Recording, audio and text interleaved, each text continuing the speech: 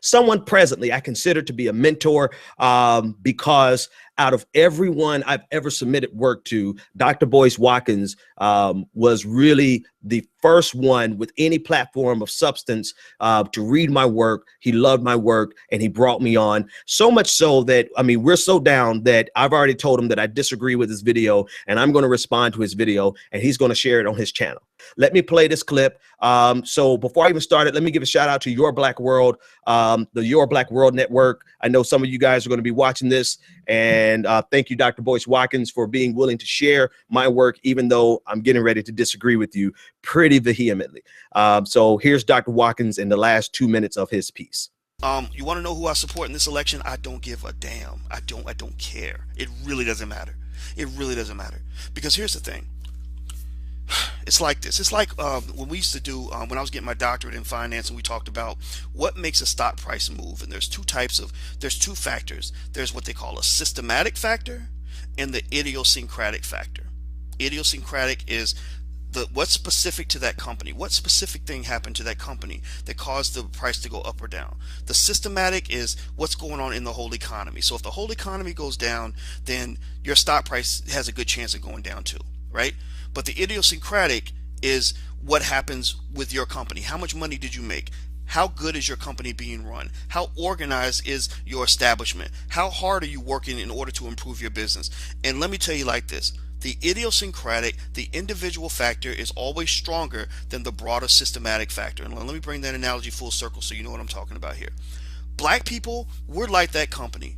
We have individual factors based on how hard we're willing to educate ourselves, how much work we put into developing our own institutions, how smart we are with targeting and managing our money, how vocal we are in terms of supporting our own political needs, how well we raise our children, etc. Those are factors that determine how well we're going to do in the next generation. Those are the idiosyncratic factors. Systematic factors are things like systematic racism, who's in the White House, whether or not white people decide to help us out, whether or not social programs are in place. Those things certainly make a difference. I mean, if you sit there and you don't do anything for yourself, then those systematic factors will dominate your life. Who's in the White House will make a difference. If Trump's in the White House, you're not going to do well. If Hillary's in the White House, you'll do a little bit better. You might get an extra welfare check or two, as opposed to Trump, who might take it away. Okay, fine. But the idiosyncratic, the individual factors are what matters. And basically, if black people get our shit together, if we are unified, and if we are fighting, if we are educating ourselves, and we are empowering ourselves, nothing can stop that, not even Donald Trump. We will kick Donald Trump in the ass if we come as a force. If we build ourselves for the next generation, we will win the fight.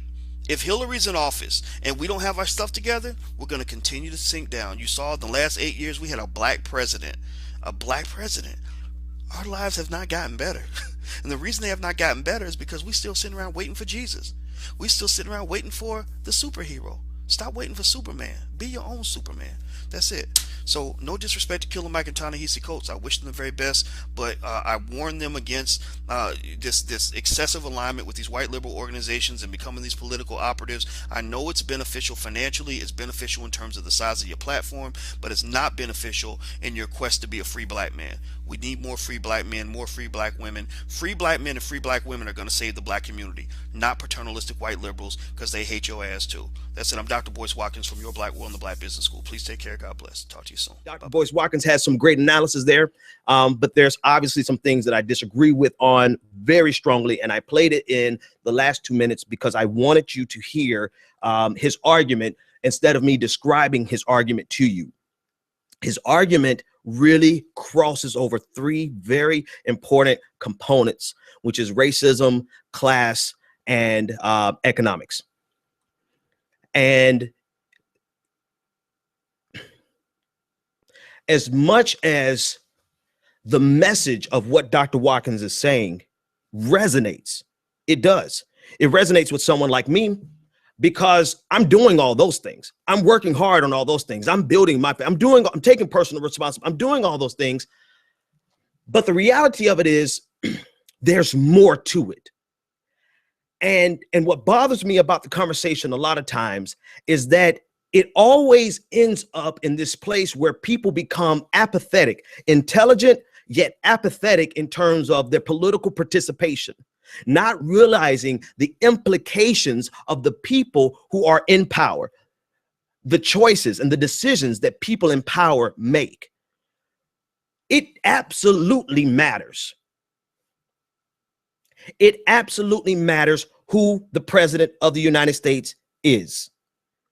It absolutely matters because they are pivotal in creating the structure in which all of us operate in. It absolutely mattered that we had Franklin Delano, actually, let's go back before him, Theodore Roosevelt there to break up the banks and bust the monopolies. It absolutely matters for us to have had Franklin Roosevelt there during the Great Depression to help pull us out the Great Depression and set the framework in America such that we could create a middle class in the first place. A middle class is not a natural occurring phenomenon.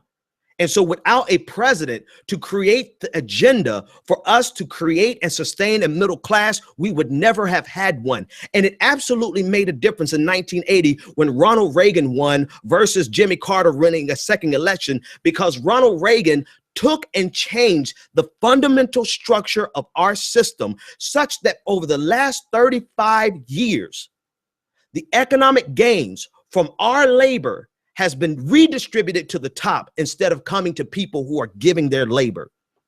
So these conversations that always end with, I don't care who is going to be president because it doesn't matter. You know what? It doesn't matter to someone who already has capital and someone who already has access to capital. Because you know what? If you have access to capital or you already have capital, you're right. You're going to do just fine no matter who is going to be the president of the United States.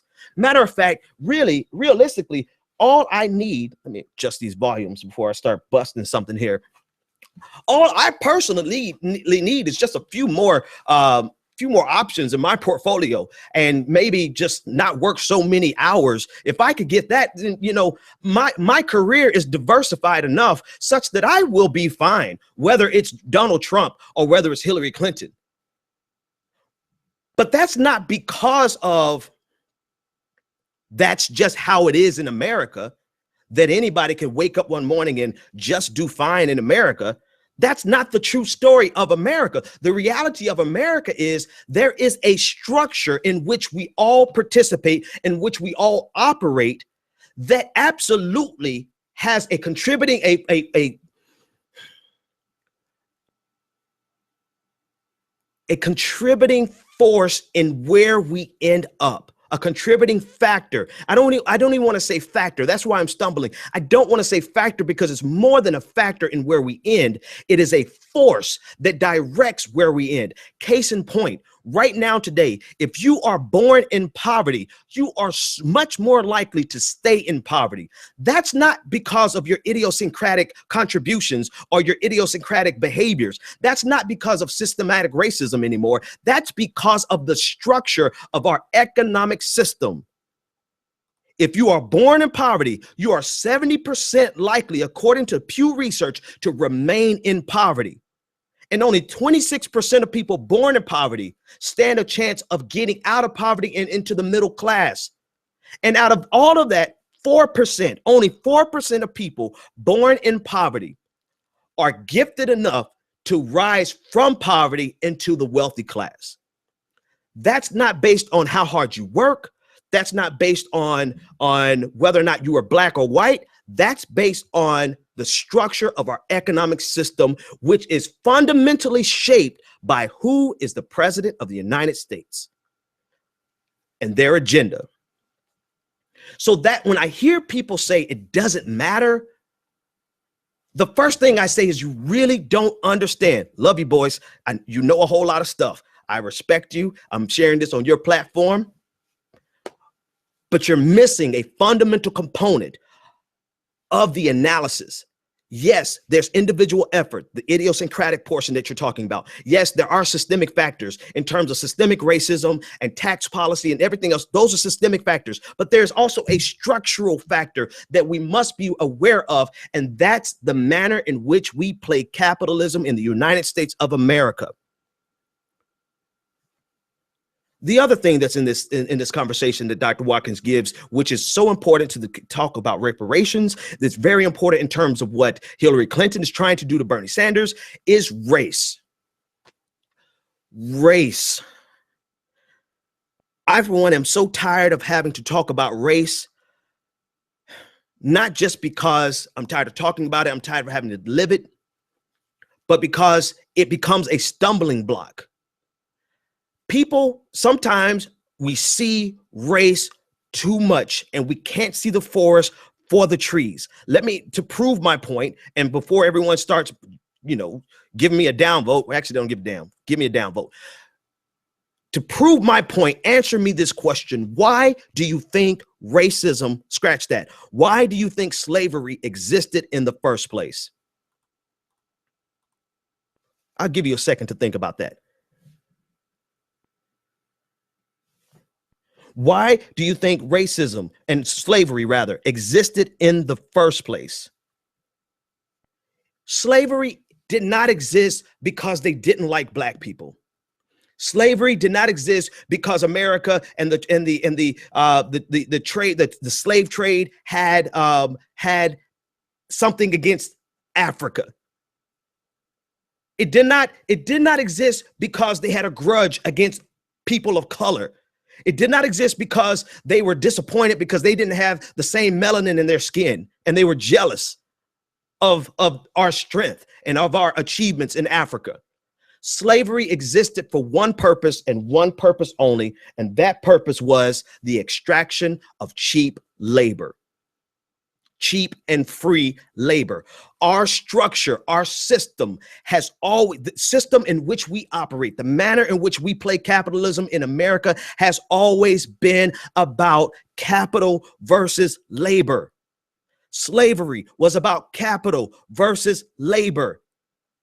Capitalists in America needed the cheapest labor possible so that they can build their economy and build their industries without the responsibility of paying a living wage to workers.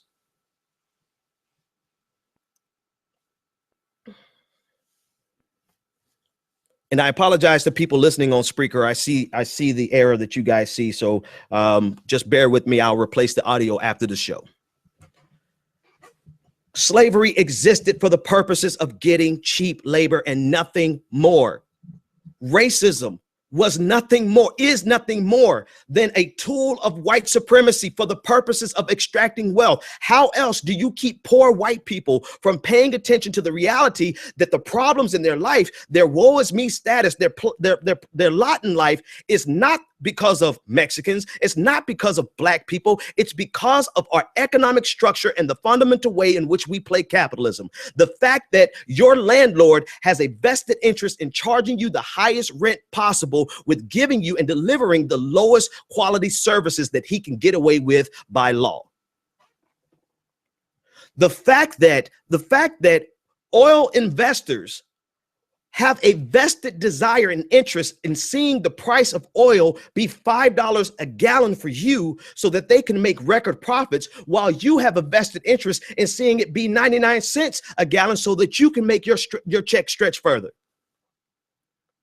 There has always been, and if we limit everything to be about race, then we never address the fundamental problem underneath, which is the competition between capital and labor.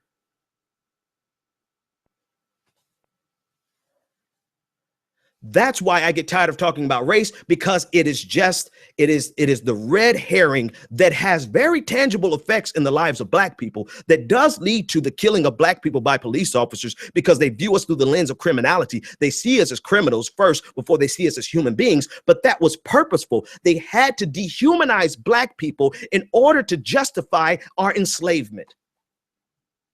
How else do you get good God-fearing white people who are reading something in the Bible about being kind to your neighbor to look at their slaves and not consider them their neighbors except to dehumanize them? And that trait has carried through for generations to today. But the cause of it was not because they just don't like black people. The cause of it was white, rich capitalists, and some black, needed to keep slavery alive for the purposes of cheap labor, nothing more. And so you get poor white people to be angry at black people and keep them from ever realizing that the problems aren't black people. The problem is the fact that we play capitalism as a zero-sum game in which the people at the top have a vested interest in extracting as much wealth as possible from the people at the bottom and in the middle.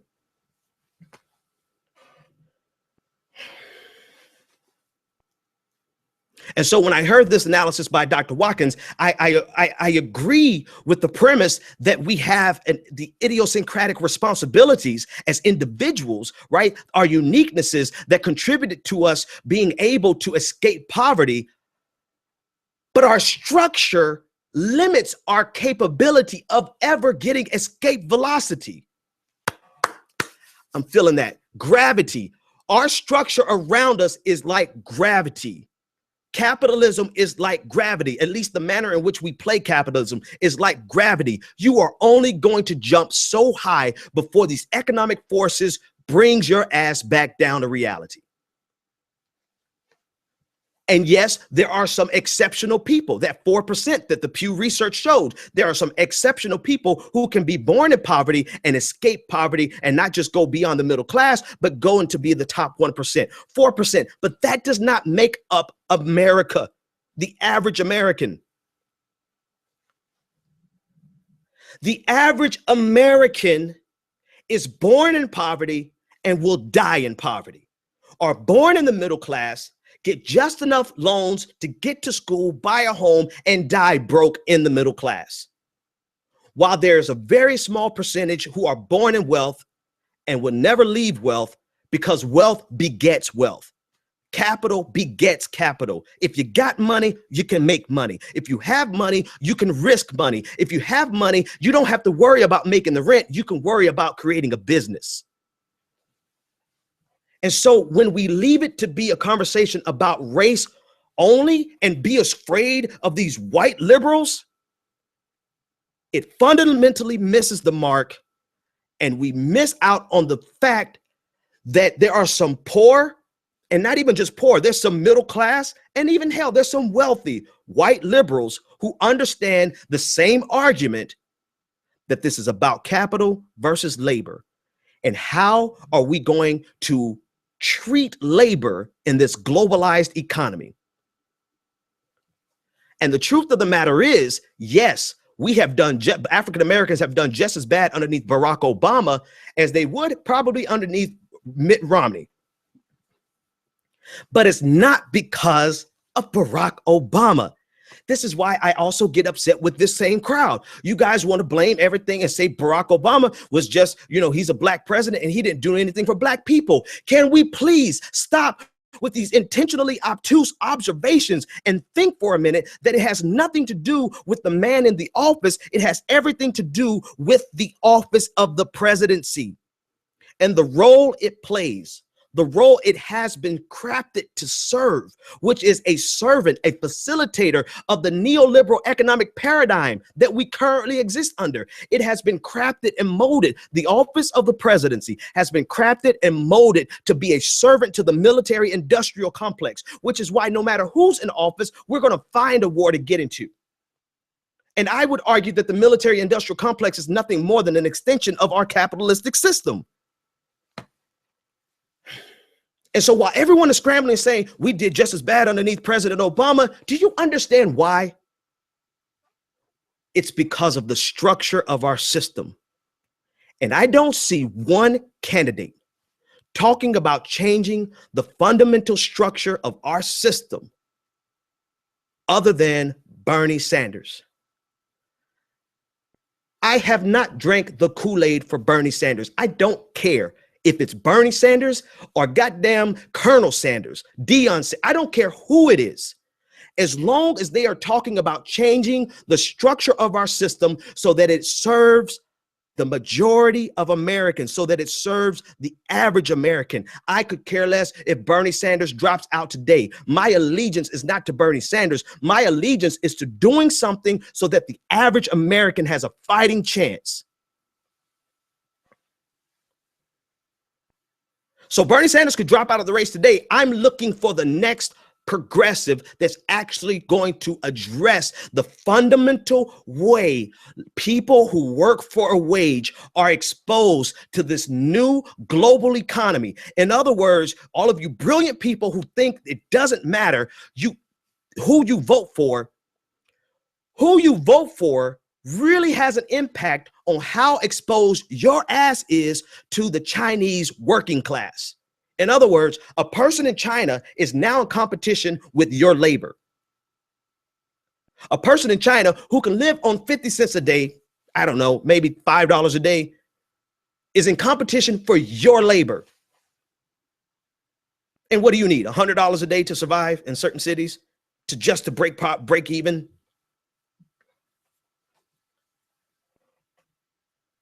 But it doesn't matter who we vote for. And so you voluntarily disenfranchise yourself because you feel like it's the politically astute or the intellectually astute thing to do, when in actuality you have shot yourself in the foot because you've given over your voice and your opportunity to shape the structure of your system. Purposefully said, the structure of your system, and you've turned it over because you don't think anything's going to change or anything's going to be different.